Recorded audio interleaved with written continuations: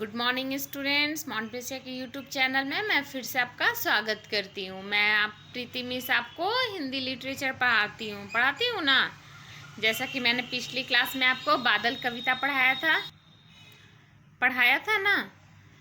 बादल कविता मैंने आपको पढ़ाई थी, कैसे प्रकृति इतनी सुंदर लगती है जब बादल छाते हैं आसमान में, तो हमारी जो प्रकृति है वो कितनी सुहावनी लगती है। ये मैंने आपको पढ़ाया था। कैसे आसमान पर जब बादल छाते हैं तो ऐसा लगता है मानो पूरा आसमान एक काले रंग का कंबल ओढ़ लेता है, वैसा लगता है।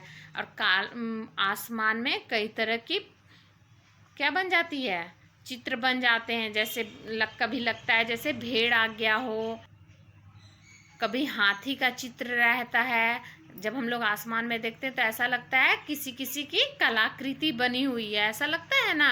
मैंने आपको पोयम पढ़ाया था, काले काले पानी वाले आसमान में बादल छाए, कैसे बादल आकर छाए, हवा पकड़कर लाती सरसर, छाए जैसे काले कंबल, लगते कितने सुंदर बादल। ये कविता मैंने आपको पढ़ाई थी, आपको याद करने भी दिया था मैंने। आप लोगों ने याद किया है ना। आइए हम कविता के आगे के भाग को पढ़ते हैं। बच्चों, चैप्टर नंबर 5 मैंने पढ़ाया था, ये मैंने पढ़ा दिया था ना। आइए अब हम लोग पेज नंबर 43 देखते हैं, ठीक है। ये नन्हे जलकण गए भाप बन, उसी भाप से ठंडक पाई, बादल बरसे बरखा आई।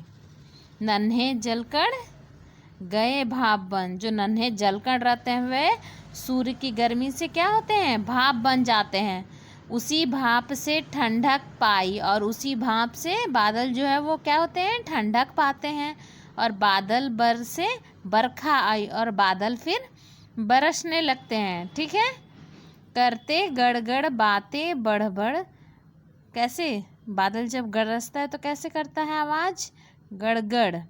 तो वही करते गड़गड़ बातें बढ़, बिजली बादल को चमकाए, अंधियारे में राह दिखाए।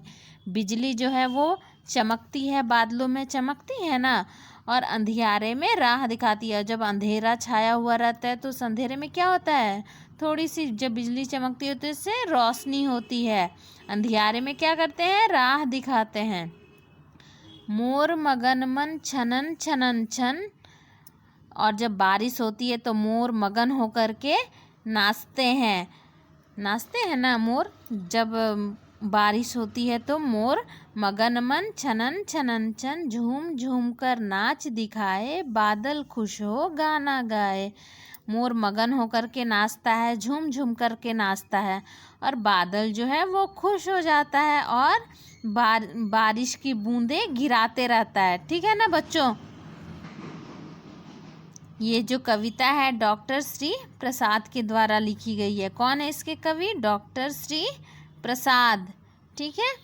ये देखिए मैंने पढ़ाया, नन्हे जलकर गए भाप बन, उसी भाप से ठंडक पाई, बादल बरसे बरखा आई।